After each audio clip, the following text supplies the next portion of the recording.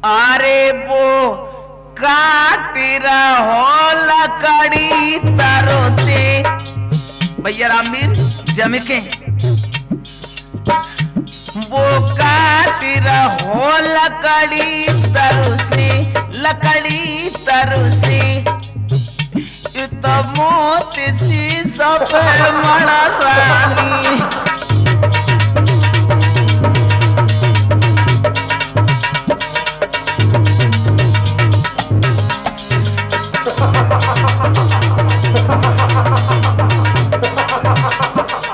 आकाश, पाताल और पृथ्वी तीनों लोकों में लोग हमारे नाम से कांपते हैं।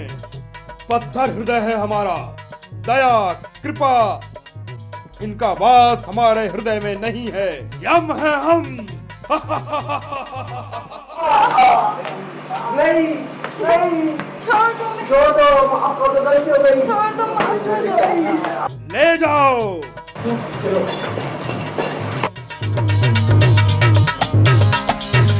मेरे श्रोता, वही दिन आ गया जो नारद ने कहा था। पतिव्रता सावित्री को मालूम पड़ गई और सावित्री भैया वन में आएगी। इधर लकड़ी काट रहा है तरु से। हुआ क्या?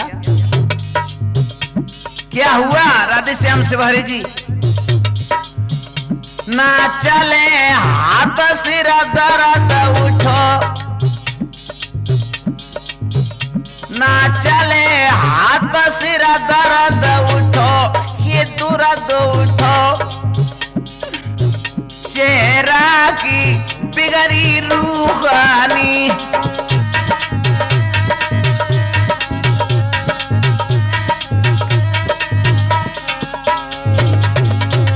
हाँ मेरे श्रोता, जब सत्यवान वृक्ष से लकड़ी काट रहा है, सिर में दर्द होने लगा। कहा प्यारी मेरे सिर में दर्द हो रहा है। सावित्री समझ गई। आइए आइए ना, नीचे उतर के आइए पतिदेव।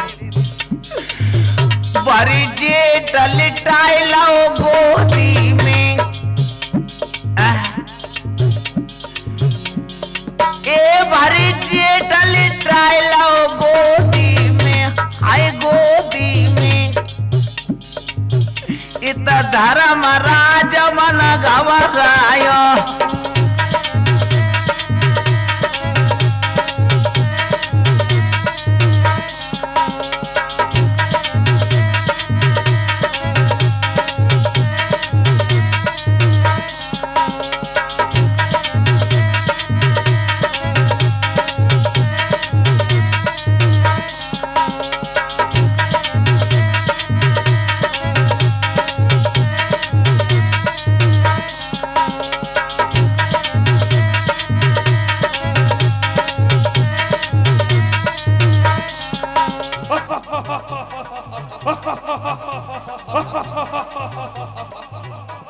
यम है हम।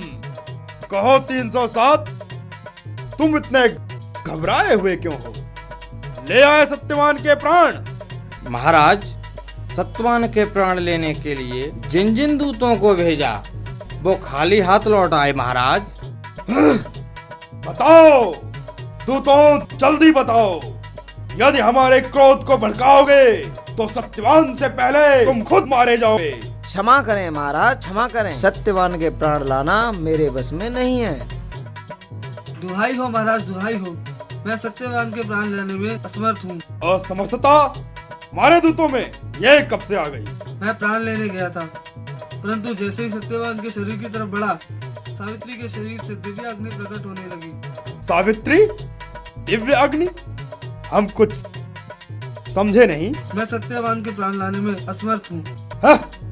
ऐसी कौन सी सती पैदा हो गई पृथ्वी पर जो हमारे दूत यूं ही खाली वापस आ गए? क्या तुम्हें यमलोक के नियमों का उल्लंघन करने की सजा विदित है? अब तुम्हारा यहाँ कोई काम नहीं। जाओ, तुम दोनों यमलोक से निकल जाओ।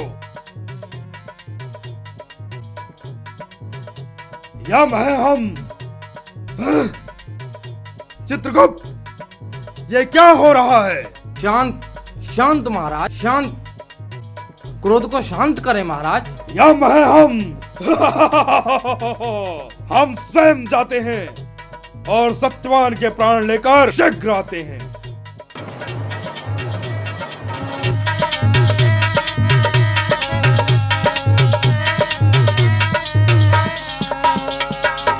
भैया रामवीर, आज सती सावित्री ने अपने पति को लेकर के जंगा पर लेटा लिया है। सतीत्व के तेज से यमराज की अब हिम्मत ना पड़ रही, क्या कर।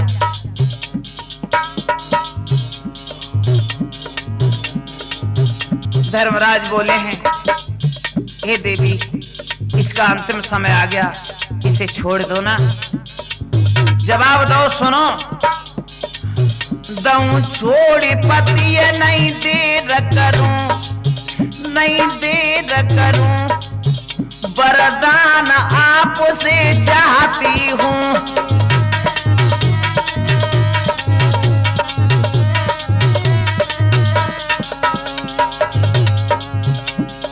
यमराज ने जवाब दो, क्या वरदान मांगना चाहती है मांग ले, लेकिन इसे छोड़ दे। सुनो, सुवर्ण के थाल में देखो क्या मांग रही है, एक ही शब्द में कितने वरदान मांग ले श्रोता हो। सुवर्ण के थाल में पुत्र दूध पियत पितु मात दिखाती हूँ।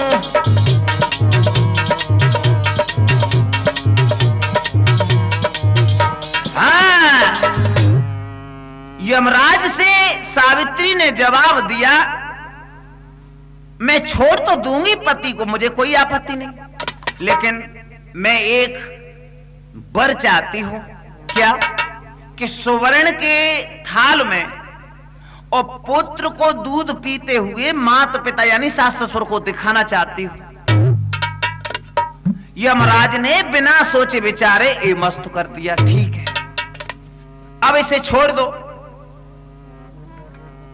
बिना विचारे यमराज ने दियो सती को वरदान, चल दिए यमलोक को सो साथ लियो सत्यवान। भैया, सावित्री ने सत्यवान को छोड़ दिया है तो यमलोक के लिए लेकर के चलते हैं। पीछे पीछे ही और मान सावित्री चल दी। थोड़ा सा चल के यमराज ने पीछे को देखा है तो सावित्री को आते देखा। पीछे मुड़ के देखा है, सावित्री पड़ी लखाई। लौट जाओ घर आपने बहुत रही समुझाई। यमराज ने जवाब दो, अब बेटी तुम क्यों आ रही हो? अरे सुनो ना, अरे दयो न बर कछु सोच विचारे। सावित्री बोली, स्वामी तुमने पर ये सोच समझ के नहीं दिया है। कैसे? दियो न बर कछु सोच विचारे, बिना पति कैसे हुई पुत्र हमारे।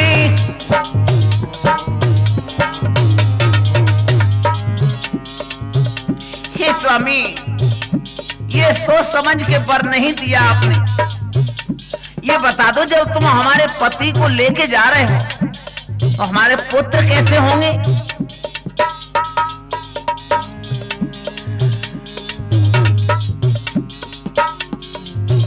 गई यमराज वचनन में व्यवहारी,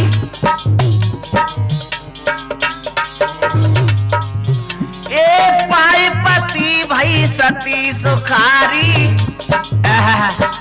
यमराज वचनों में हार गए और यमराज कहने लगे, ठीक है बेटी, आपका पति देते हैं। आज पति को पाएंगे। सती बहुत प्रसन्न होने लगी। धन्य ऐसी ही सती होनी चाहिए जो कि अपने पति की उम्र कितनी बढ़ा ले। अंधी अंधन के नैन खुलाए खुलाए खुलाए खुलाए, अरे बिछुड़े राजपाट सब पाए।